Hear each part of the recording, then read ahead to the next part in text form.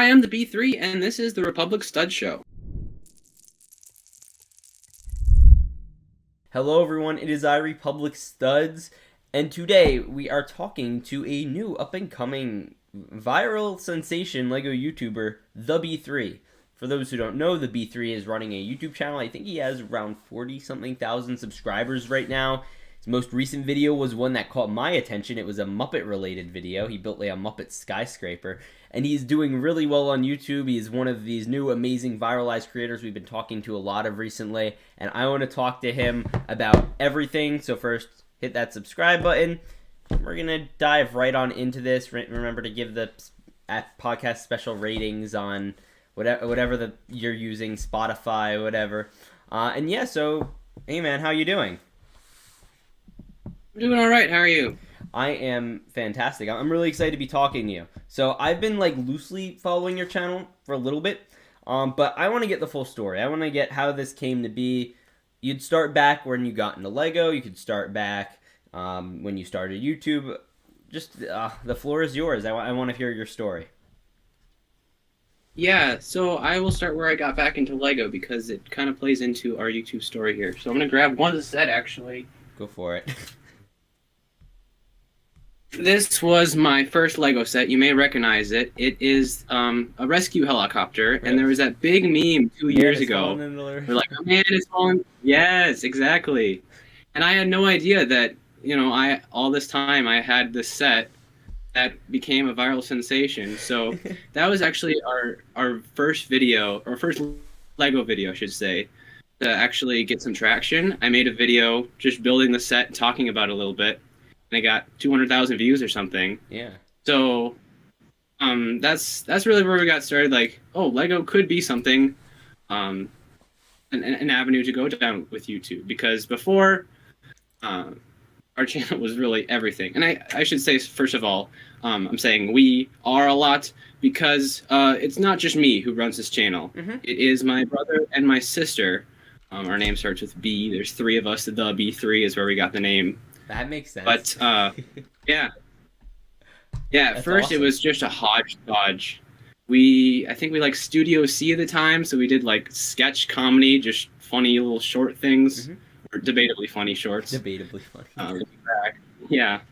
But, we had some LEGO in there. I know I tried doing stop motion at one point. I'm really not that good at stop. Yeah. I think that is our first video that we published. We had a library of videos that I just made for fun beforehand. Then a friend convinced, hey, you should publish these to YouTube. So in no particular order by date, we just started posting them, and it grew from there. I think it was our fourth video, though. Just a completely random thing, like we were doing, was silly 6-pin mayhem. I saw that. These little plastic bowling pins, right? And it's the dumbest thing. We made them talk. Like Lego bowling pins or just regular? It wasn't even Lego. It was just a toy from the early 2000s that I had as a baby. Oh, the one that had 757,000 views? Yeah. Oh my gosh. That's funny. And so YouTube algorithm that's one of the weird, things, man. It is. And I honestly really regret getting that video to be so popular because we kind of chased that same thing again. And, oh, let's do silly 6-pins too, or silly 6-pins. We just did like 8 or 9 of them, and you did Potter Puppet Pals too, and whenever you had a viral trend, the Ducks on too. So you weren't alone back then, like 5-6 years ago. YouTube was a very different place. I'd argue a little better, I'll be honest. It was less algorithm based, but it's still really neat. So I guess so. You started with the little "A Man Has Fallen into a River in Lego City." That was about what? 2019, that was when that trend picked up, I remember. Yeah, beginning of 2020, actually. It was like the month before the pandemic. Yeah, that's right. I'm thinking, 2020, not much happened, but I forgot. Like, at the very beginning of 2020, I remember kids in school doing the Man Has Fallen into the River in Lego City. I think my first video I saw of yours was the turning the No Way Home set into, like, a doctor's office. And I thought it was just such a fun concept that you wouldn't think would do incredibly well on YouTube, but it did really well. You nailed the editing. It was a super fun, fast-paced video, and I guess that kind of leads me to my next thing. So, I guess where'd you pick up the editing stuff? And I guess with that, what kind of made you decide, I want to do Lego? I want to do like Doctor Strange's doctor's office. Like that sort of stuff. So for the first several years, I edited on my iPhone 5. Yeah. Just on iMovie, and it was the worst ever. I poured so much time into trying to do as many effects as possible, and it's very difficult and time-consuming on an iPhone because you have to do many more steps than you would on a computer. That's just one button. So I learned my patience in editing through that, I guess. Mm-hmm. And each video I try to just make a little bit better, learn something new, put some new effect in. And I think it was actually at the beginning of 2020 when I started editing on a computer. And it might have been the helicopter video was the first video I fully edited on a computer. Yeah. Just getting more practice. Started on iMovie, moved over in 2021 to Final Cut Pro. And that's really where, my editing really took stride because there's so much you can do with that tool. I got a good deal on it or whatever. But just the possibilities there with keyframing and everything. I really love doing just the arrows, circles, sound effects, just pumping them full of sound effects. And it's really neat too, yeah. Like I believe this is it. Like in one of your videos, like whenever you were like putting things together, you'd add like bricks in, or like with the Muppet one, that was most recent one. I went a little bit overboard. I tried, the Lego Star Wars sound effect. They're building the pieces in the game. Yeah. I tried to put every time I was building a little thing, and that got really annoying. Oh. I'm not the most efficient with editing, so it probably took way longer than it needed to, but I had fun with it. And yeah, it's like, especially with the Muppet videos, like that one I fully sat through. It's a great video. I thought it was really enjoyable. I mean, so you have 44,000 subscribers now with under 100 videos. That's really impressive. And I guess I'd ask, like, if you give a general guide, how does someone do something like that? Like, how do you? Is it just kind of you got like partially lucky, partially, or is there some sort of rhyme and rhythm to it? I would say partially lucky, but my number one thing is quality over quantity. Yeah. We are very slow at making videos, and we try to make each video better than the last. And I think people really appreciate that in the comments. There's so many comments about, wow, you're my favorite Lego YouTuber, and I try to earn that title, for them. Absolutely. That's really great. I mean, that's kind of like, I know, like Mr. Beast mentality when it comes to videos recently. What he does, I know, I've like tried like watching a lot of clips of him. I find him a fascinating guy. It's like he always has to up himself in the next video. That's why you go from like, he set a really high bar with his Squid Game one, and then it's like, okay, now you have to like up the editing, up the tracking, and all this sort of stuff. And you can go watch his. I don't know if you saw his 100 million special, but it was insane the way they were able to do some of the zoom outs and that sort of stuff. Yeah, and it's really fascinating to see where the YouTube platform itself is going. So I guess we could segue into more Lego related stuff. So like, what is it that drives you to Lego? I guess what would be my question. Like because you're a talented guy, you can edit very well. You don't have to necessarily do Lego, but what made you just settle on that as opposed to doing some more other form of content? I think Lego is one of the best mediums for storytelling. Mm-hmm. He had tried to do, the silly sixpins, just tell goofy stories with that. And it was really hard to work with them. They're like big, bulky bowling pins that you can't really move around. Yeah, I can grab one actually here. Keeps them on display. Just like try to move them. We tried not to show hands in those videos, which was a mistake, but just made them talk. Big, complicated sets for them. And it was so pointless because no one cares about bowling pins. But the Lego community... No, bowling pins are my favorite. What are you talking about? Bowling pins exactly. are the best. Well, there are some people who comment still, like, they're only wanting the silly sixpins. It's so funny. Are there like bowling pin like fans out there? Is that like a thing? Like I know Lego fans. I know like you have Star Wars fans. Yeah, Marvel fans and bowling pin fans. I'm sure it's like a niche hobby thing, but no, like specifically, like where's the next silly sixpin video? We still get that comment sometimes. That'll be like 100K special. Yeah, we did a Christmas special actually, but yeah. So no one cares about silly sixpin, and it's so much harder to do stories with them. Whereas for Lego, people do stories with them all the time. Stop motion is huge, maybe not as big as it used to be, but you can build anything you want with it and tell any kind of story that you want. And I really, really like that about Lego.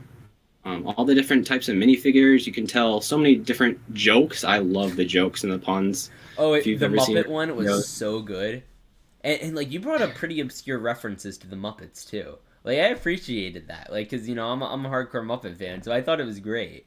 Like, you got some, like, I was expecting a pretty surface level, like, general thing, but, like, it was good. The way you're able to do that. So, major props. Thank you. I guess moving forward, I'll you know, you cover whatever, if there's something you want to talk about specifically. Sure. Actually, a little bit more on the jokes. Absolutely. I like to have most jokes go over most people's heads, and for people to catch one reference or one joke, like you said, you caught some of the Muppet references. Yes. It makes them feel so smart. I really like when people don't explain things fully in their YouTube videos, and so I really try to do that. It's almost like a Simpsons episode. Like, have you ever watched The Simpsons? They'll reference things and you'll have like no idea. And it's like sometimes they'll go back and forth. What's up? Yeah. You think that's probably funny for someone, but I have no clue what that means. Absolutely. I mean, like, you know, I'll see some stuff on there and it's like, yeah, that's so, like, you know, you'll have different reactions from different people. It's not like just a broad joke. So I think that's interesting, and, you know, humor is a big part of content creation too. People like to, you know, be entertained, and a big way to entertain is humor, which is why Marvel movies are all just a joke now. Well, they tell jokes. I'm sorry. That's what was it? I saw. They had like an interview with like Chris Hemsworth and Taika Waititi, and I screenshotted this because it was so funny. Like today, here I'll read it, and it was basically like, here I'll read it to you. Hemsworth said he wouldn't call it a movie, and Waititi was basically like, you know, it's like we would just quit and just for the story for 10 minutes just to tell jokes. So I don't know. I thought that was neat. Sometimes I go way out of my way to tell a joke, which maybe isn't always worth it, but I really enjoy it. And hey, it makes a more enjoyable viewing experience a lot of the time. Not always, but a lot of the time. Than a movie. Right. And if it drives the story of the video, great. If not, it is what it is. So I guess that's kind of something I want to learn more about. So with storytelling with Lego, I found that exceptionally hard, because I know I'll look at Minecraft people. It's pretty easy. You have a mission and you do the mission in the game. It seems pretty straightforward. Lego, you kind of have to develop your own mission and then complete it, I feel like, but it's like a little more steps, I feel like. So like layout, like what is your process for coming up with a story? Let's say there's like an A story and a B story. A story is just myself, or my brother has built some of the videos, building the actual product, or the mock. Just the challenges that come with that, having to steal pieces from wherever, order pieces, that is the A story. That's the main focus of the video. But then the B story is you kind of get in the head of the minifigure. You're like, all right, this is a character. You kind of have to use your imagination a little bit, make the audience use their imagination, and say, all right, what do they want? Why am I building this thing for them? Or that's what we've traditionally done, or recently we've just been building houses for collectible minifigures, by the way. But just thinking, all right, this is a farmer. I don't know, what do the farmer want? Yeah, well, it's pretty simple. But one of the examples, there was a figure skater, right? In the Series 22. That's behind me, by the way. 22ville. We built a Lego city for Series 22 collectible minifigures. Do you have any plans for this new holiday one? You do like a winter village, just buy a couple of the winter village sets? I think that is the plan. 23ville is coming. Let it be known. Yeah. That is the #1 comment we get. Are you going to do a 23ville? And so anyone doesn't know yet. And it's funny because like with actually I wanted to ask you. So you're very focused on CMFs a lot of the time, the minifigure series. Recently, yeah. Yep. So what are your thoughts on these new boxes? So this was a lot of people were talking about this at Fair. Like people were like, I don't think it's gonna last long.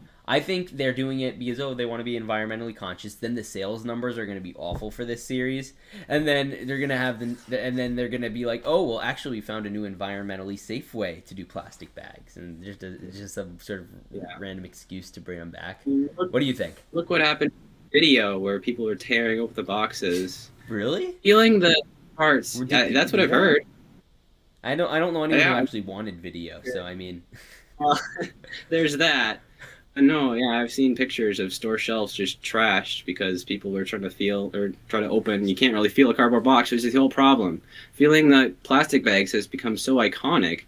You see people in stories say, "Hey, you know what's going on." Mm-hmm. It helps you find the figures that you actually want. There's always a few figures in each series that are a little bit throwaway. Like they're not always the highest quality compared to some of the rest. Yeah. And with boxes, it's going to be completely blind, which you could say was Lego's intent from the beginning, but even the employees of the Lego store, they like to feel them and here's this one, or sort them out even, I've seen. Yeah, I've seen that. I've seen, there was this one store where they sorted out all the, that takes away all the fun for me. I feel like that ruins the excitement. Like, some store employees, what they'll do is they'll feel up all the bags, and they'll, have all these different pick-a-bricks, and this pick-a-brick cup has all the Gonzos, this one has all the Kermits, and then just the Kermit bucket is empty, That might be too far. I guess there's different... people want minifigures for different reasons, right? Some people just want the fun surprise. Some people want to collect the full series, which this will make it very much harder for them. And I mean, the target of them is for parents who are on the way to check out, and then their kid sees a minifigure, and it's like, oh, I mean, that's why they put them at the registers. But for Lego fans, it's like, you're right, it is iconic. It's kind of like feeling the bag has become a bit of a I don't know how to describe it, a cult phenomenon. Everyone just knows. I've seen TikToks about it, and it has 20,000 likes or whatever about feeling the bags. I like the way it's a money thing. Right. And if they ever do anything, well, they're not going to, a Mr. Gold type thing again. Oh, that's never going to happen. A Mr. Figure? Yeah, no. That would be so cool, though. I'd like that. That would be great. They made more of them than, what was it, 5,000? I think it was 10,000. It was ridiculous. 10,000 maybe? Yeah. My buddy Jonathan bought one for $3,000. Yeah. Yeah, exactly. And you wouldn't really know if it was Mr. Gold. I think there's going to be some kind of meta, maybe bringing a scale, or because some figures weigh more than others. I know from the Muppets, Animal had the drum. Someone put them in an X-ray, one of the boxes. They put it. I don't know where they got an X-ray, but I guess they put in an X-ray, and you could tell exactly what's inside because but I guess you could do that with the bags, but it would probably be a little harder. Yeah, that is interesting. I mean, have you ever been in the airport and they have the little scanners? You'd see what's inside the bag. Sure. Maybe it would be something like that, where you could they have it in your phone. Maybe. I mean, I guess you could weigh them now, but I don't think the weight is so you need to have a extremely precise scale for that, because they're minifigures and they're really light to begin with. So if you're just going off of ounces, they're all going to be about 1 ounce. There's some mini game in 1-2 Switch where you try to feel how many balls are in the Joy-Con vibration thing. I think you could maybe try to do that with that, just to maybe tell how many pieces are in this. That could be an option, but it's going to be just very, very difficult to know until you open, which I think is their intent. When I got my Muppet CMF, I don't do CMFs too much. I'll be honest. I did all the Disney ones. I did the Looney Tunes one, which I just had my buddy. He just sold me. He found them for $2 on clearance. So he sold me all of them for $2. I did the Marvel one, and I did the Muppet one, obviously. So I got my Muppet one. I had a buddy, because if you don't remember the fiasco they had of releasing those at Target. Oh, that was so funny. What happened there? I mean, here, I'll let you explain it if you remember. Well, my local Target is slacking off. They still have Series 23, or 22, sorry, I should say. They are very late to get their stock out and refreshed. But as far as I know, certain Targets had them out early. And so Target or Lego recalled them or something. And they called them up, no, you can't sell them. And then you couldn't buy any minifigures. And that was the week before Easter. And that, yeah, oh boy. It's like I have a great idea. Instead of selling no Muppets, we're gonna sell no figures altogether. You can't scan out any figures. That was the biggest fiasco. Oh my gosh, it's so funny looking back though. Like, Yeah. what were they thinking? I'm sure it was some miscommunication. Oh, I'm sure it there. was. It was just like, it's funny. It's funny. Yeah. So long story short, I'm like, I've been hyping these up like because I'm the biggest Muppet fan in the world. So, not and that's a hyperbolic, but yeah, I'm a big Muppet fan. So I was really looking forward to getting these early. So I had a couple people like looking around, and one guy found like 30 of them. I don't, you know what? Buy like 30, 35, and I bought them on for a video. So I did a 25 pack opening, and then in all 25 packs I had no Kermit. So then I opened the other 10, no Kermits. Would you believe? It's like, what are the odds of that? You got like 10 buns Yeah. and honeydews, but I think what we ended up doing is getting those 6-packs. yeah, those are great. They try to get 6 different figures in. We got 3 of them, and they're like all the same thing. Yes. Like there was different figures in each box, but for the most part, each of the boxes was kind of the same thing. That's the We only problem. got half of them that way. Then had to drive quite a ways to a store that actually had the blind bags and found the rest. But we didn't end up getting them until like mid-July or mid-June, I should say. Yeah, we were really late to the party. And so that's why I knew we had to do something unique with the Muppets video because everyone had already done their unboxing, their reviews. I know you and others have done like the theater set, the Friends set, just worked perfectly with that, combining that. I want a Muppet theater so badly. That would be such a good set. Yeah. That's my dream Lego set. Like, if I just one Lego set, that's it. Like, I don't know. Do you know Bulldozer? No. Okay, so he designed Lego Sesame Street. His first concept before he designed that, before anything he had got approved, he also designed, like, if you remember the new, like, Cosmic Kid, like, gift with purchase. It was like the cardboard box. Yeah. Yeah. So he designed a Muppet theater. Yeah, I recommend looking it up. It's like really good looking. It has like the full theater. You could like slide in all the different like scenes, like the kitchen or the lab or whatever. And it even has like the backstage. It's really impressive. It's like kind of in the same scale as like the Home Alone set. Okay. So they did something. I think like I actually might have saw that on Instagram like yesterday, which is funny. Wait, what did you say? I think I saw something like that on Instagram yesterday. I don't know if it was the same one or not, but yeah. Yeah. It would be super cool to get that. I'd be 100% down for that. So, I mean, so do you think they're gonna bring back the foil bags for the figures, or do you think that's gonna be like? Probably not. I don't think they're gonna go back on their going green statement there, unless they had said that they tried environmentally friendly packaging that you could still feel. Yeah. It didn't work. I feel like those would rip way too easy. Well, that's why I'm saying that they can't do a paper bag. Yeah. They have to do plastic. Paper, like, I mean, they did it with the base plate, but they figure, okay, nobody's gonna steal a base plate. People will steal figures. It's harder. It's easier to walk away with a figure than a base plate. Just put it under your shirt. Yeah, just. I mean, most of the people who are gonna be stealing minifigures. I mean, hopefully, would be like little kids. Well, not hopefully, but like I'd hope adults wouldn't be stealing minifigures. That would be way worse. Exactly. So like just I mean, how many times when I was younger I go into like my Walmart is kind of sketchy near me. So like how many times you go in the Walmart aisle and there's just a Lego set opened and all the minifigures are gone. It's kind of funny. Wait, so I wanted to talk about the 6-packs. I noticed that so they're hit and miss. So you could buy them, and what I've had like I did this for the Marvel packs. So I'd buy one and would have all the figures I want. Great. I buy a second one. It has the same figures, but I don't want the same figures. But then you buy another one, and it has all the other figures you don't have. So like it's like there's a 50% shot you literally just get all duplicates, and there's a 50% shot you get the whole series. So it's kind of a gamble. I think for ours, there was like one difference between them. There's like really we got one new one out of the duplicates.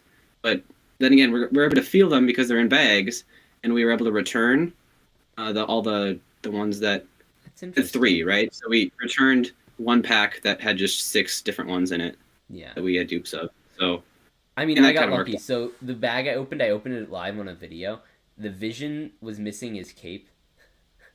So I just filed a complaint with like Walmart, and they just sent me a entirely new box, and they didn't ask for for it back. Wow, So I that's lucked nice. out. I just said so this was missing parts, which it was. It was missing the cape, and I was kind of like looking if he had like sent me like because I wanted it because I would have like had like the complete series or something, or like I needed a couple characters or whatever, but I didn't want to replace it, so they just sent an entire new box, which also didn't have the Vision cape, so I just bought the Vision on eBay, but I got a free box, so. Yeah. I think what we're gonna end up doing for Series 23 is buying those like massive store shelf boxes, just with I think they come with guaranteed 3 of each figure.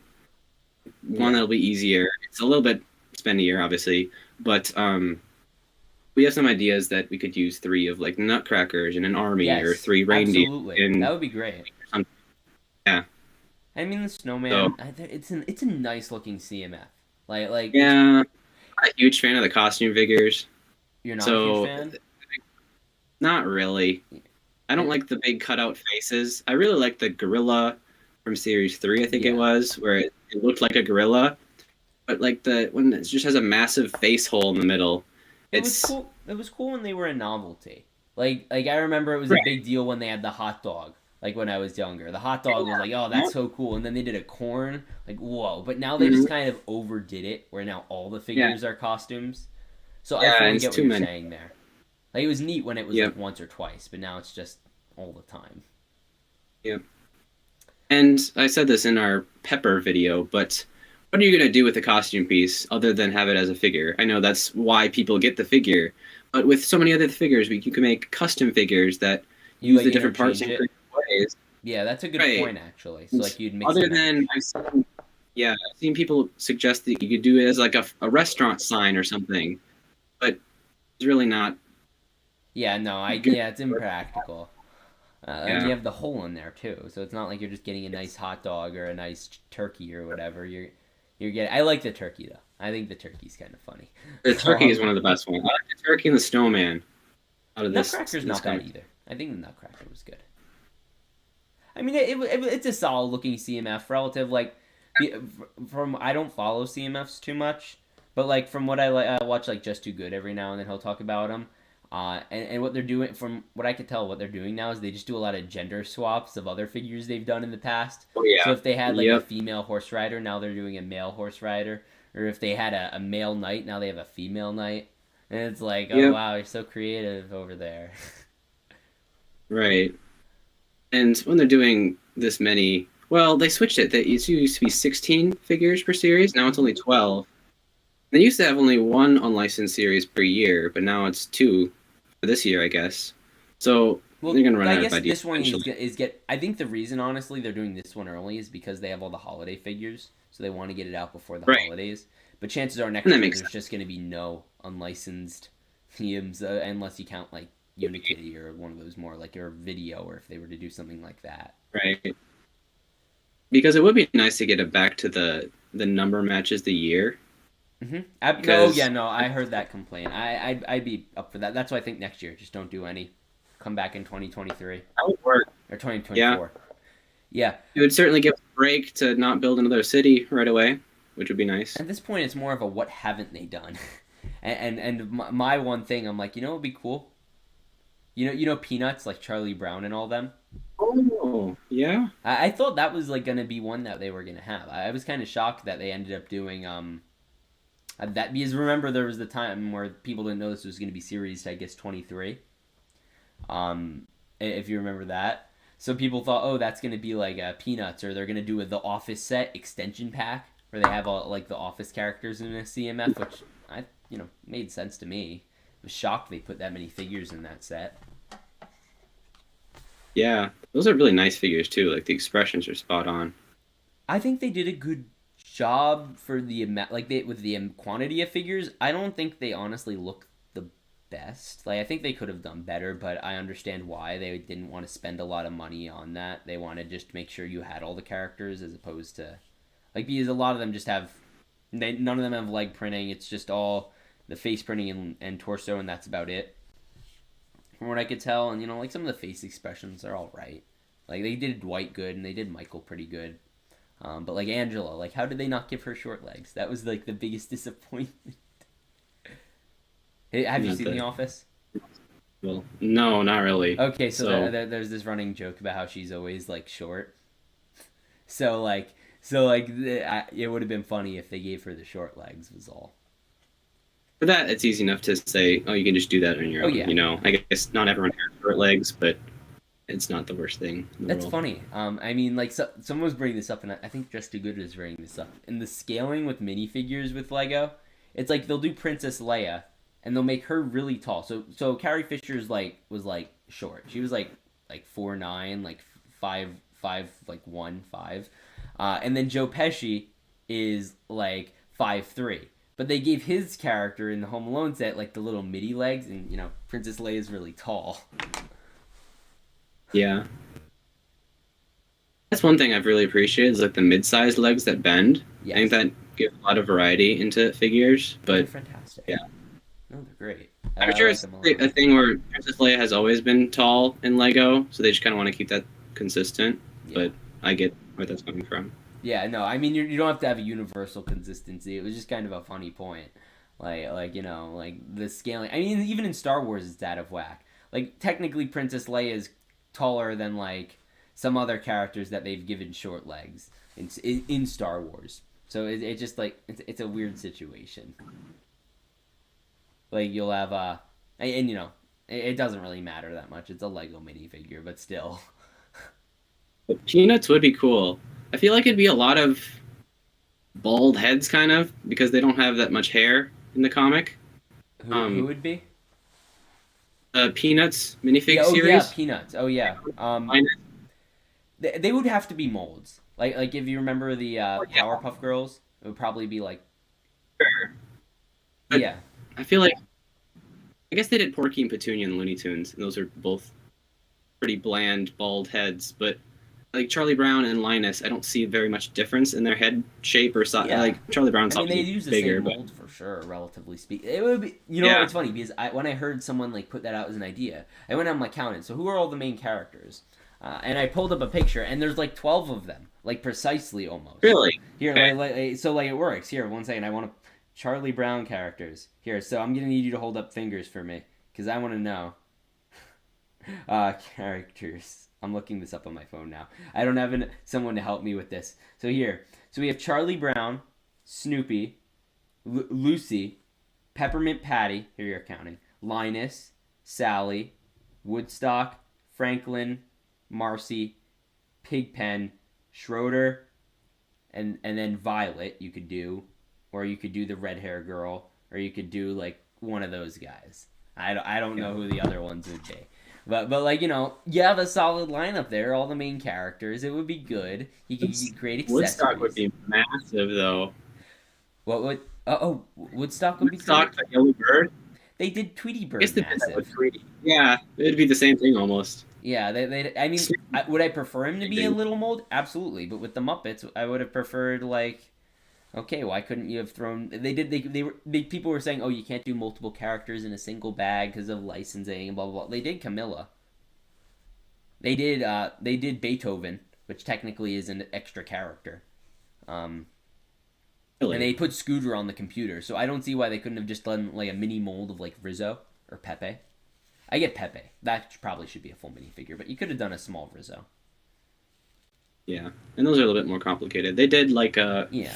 What is it? Frog or Frog Thor? I don't know how to say it. That's what I was saying. Exactly. Yeah. You remember there was that whole controversy about what their accessories would be, and everyone's like, they can't do extra characters because of licensing. I'm like, but they just did it with Marvel. They did a special molded frog.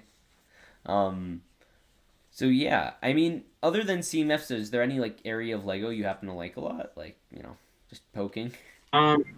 Just look around my room. I do appreciate creator sets. I think they're always like a consistent good set. Like if you don't know what to buy. Are modulars honestly, I think they're creator expert or icons now.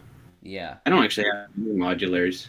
Yeah. No, but I really enjoy the process of just like popping on our podcast, whatever, and putting it together, taking it apart, doing all the different models. I don't do that for some of like the bigger ones because that gets really tedious. But yeah, I kind of just like simple things like that. I'm trying to look what else. Do you do any No idea. licensed Lego? Like Marvel Licensed? or any of those? Not really, honestly. The Spider-Man set in the video that we talked about earlier, that was probably the first Marvel set that I've bought. Really? I really did it for that video because I thought that would be funny to turn into a doctor's office. So I'm not a huge fan of figures are cool, but getting the random side build. Oh, the builds in Marvel are garbage. Star Wars fans complain about stuff, but man, Marvel fans are getting upended. The figures are like not the best. Like they don't give them leg printing and all this other stuff a lot of the time. Exactly. And the builds are just awful. And when they do like builds, half the times they're mechs or I don't know or like what are they doing another like $530 like what is the thing that fights Hulkbuster? I don't know. One of these big Iron Mans. Number 7, yeah. Yeah. But so, I mean, I got the Doctor Strange workshops, and I didn't think it was that good. But, you know. Yeah. It's all right figures. Interesting, yeah. Would you honestly consider don't doing buy more videos like that? Like say you found, I'm trying to think of an example now. Say you have a popular show, like you turn... I guess you do another Marvel one. Say they do like a big like another Spider-Man set. Would you do something like that? If I had a good idea for it. Yeah. I think that there's better review channels, there's better unboxing, stop motion channels. Yeah. So we kind of have to think of an interesting idea that makes it unique to justify 100%. Because it's always going to be very, very late. It take a very long time to edit, and so it's never going to get that early rush that some videos get. You know, when they're the first ones to post something. Yeah. So whether that be Lego Ambassador Network or getting sets early. Yeah. It's like this was probably the craziest rush I think I've had all year. So I got the Republic Fighter Tank set, if you know that one. Sure. Okay. The purple. So the purple clone. it has like the purple clones or whatever. So I got that one. I bought it before it was even officially revealed. It was found at some local toy store in a Mexico like city, like a month before, like a couple days before it was released. And I reached out to the guy who took a picture of it. This was before that it was I guess the guy that technically leaked it. He just saw it in a store and nobody saw it at this point in time. So I just asked him, if he'd sell it, and he shipped it to me. So like that was crazy to have a set like a month before. You have that advanced time. That was before they revealed it, which was like nuts. Yeah. That's always kind of annoyed me when a set is revealed and then people post a review of it, like a full detailed review of it, like that day. They've probably had it for at least a week in advance. And honestly, this was like a couple days separated from the leak, so I did But it's still kind of fascinating. Yeah, like with the Lego Ambassador Network stuff, where they where like they reveal stuff on the same day, or review stuff. Yeah, I mean, I get that. Honestly, it's been revealed already, so it's not like there's too much. It's a Lego set. Most of the time, barring there being like a crazy interior, like Knight's Castle, I'd want to watch a review on, or a Cantina, I'd want to watch a review on. But if you're like they're revealing like a helmet set or something, or like something like an icon set, it's pretty straightforward. You don't need. It's a giant glove. It's a giant hammer. Like there's nothing crazy on the interior that you're going to be like giving away. Makes sense. I don't know. No, I just have like a YouTube standpoint that you get your first or you're behind almost, with being unique or whatever. So that's kind of why we push the boundary there. I mean, that's what I like about you and your videos. You just make entertaining stuff around stuff that usually would be oversaturated. Like there's a bajillion reviews out there for the Muppet CMF. I like to think mine was... I did a review, but I just crammed it with a bunch of Muppet jokes and humor and all this stuff. Josh Build Stuff did a good one, too, if you saw that. He did the first one. But, like, it's I try to do that, but, like, general reviews are just kind of... They're all over the place, so you need to make your niche. Find out, like, why... Make a case for why you're the best. Yep. Type of a thing. That's a good word for it, oversaturated, because that's exactly what it is. Yep. I think there was actually like a YouTube seminar I was watching, like because I like to watch on like how people grow and like that sort of stuff, and they used the Lego community as an example for an oversaturated YouTube community, and I thought it was kind of funny because we're finally starting to break that mold with people like you or Sacred or whatever, where you do this more like interesting stuff. You're not everyone's reviewing the same set that just released or reacting to the same rumors and information. You're just doing pure Lego content around the product, and you don't get into the specifics of the set numbers or any of the stupid stuff. You get right to the point and the stuff people like about Lego. Yeah, I think that's why you said a license series or whatever. I don't buy many new sets nowadays because it doesn't really make sense for the videos. That's why I really like the figures, because you can do whatever you want with them. You can build whatever custom set that would make sense for them. Yeah, I think that's really really cool. neat. I mean, you could just buy a bunch of those like big creator boxes at Costco, and then you get the minifigures to basically accessorize them. You do your nice build, and these are like the complementary pieces to what make the set, make it nice. I actually really like that. So like I guess that would be where just doing more minifigure accessibility. I wish minifigures they were made more accessible, so where you didn't have to buy like a bunch of sets just to get like a couple minifigs. Like you didn't have to buy $5 CMFs. Like I like the minifigure like park packs. Like I remember they did one for City like probably like 5-6 years ago now. It was a big deal. Sure. It was the park pack or something. It came with it came with like 15-20 figs or like something crazy. It was crazy at the time. It came with like babies, wheelchair people. It was great. Are they still doing those? Do you know? I know they did a few, but I haven't seen one in a while, no. Yeah. That's a shame. I know they did a beach one, right? Yeah, they did a beach one, camping one, Yeah. maybe like an amusement park or something. Yeah, I hope they Those are redo really cool. that. That was good, especially like for kids, just to have characters to play with all their Lego stuff. hey, Yeah. especially the price of a minifigure has become so out of whack because of the CMFs, I think. When you think, all right, this set isn't that cool, it comes with 3 figures, so that's $15 worth of stuff. It really isn't. Set minifigures are way lower produced than CMFs, I would say, because they're not shit all the way around. They don't have. I think they need to start cramming pieces. more into sets, because the amount it costs Lego to make a minifigure is comparable to, for the most part, to the amount it takes them to make a brick. So if and Right. people put a larger emphasis on the value of a set based on the amount of minifigures they're in. So you can make everything seem way more valuable if you put like an extra minifigure. So like they did a recent set, like it was called like Cad Bane's Justifier. It had like 5 minifigures. I got it. It's like 5 figures for $170 set. It feels and like one of them is like this big. It's like one of those little like micro figs. So you're basically getting 4 figures in this little guy. You throw in 2 extra characters in there. I know you could do it. It's a $170 set. They cost next to nothing. And it makes the set feel a world different, like a much different value.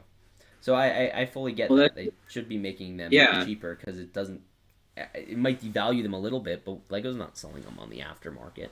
Like, I think that's why the Death Star stood out so much. We actually have one of those that we saved up a long time and got whatever, because it came with like 20, 25 minifigures. And that's there why were a few extra. They're all those Master Builder series sets. Like, I guess Dollhouse style sets. They're great. They throw in tons of figures. A lot of them are exclusive a lot of the time, and it's just a nice selection. And that's why they're my favorite line of Lego Star Wars, other than say Battle Packs, which are also very figure centric. Sure.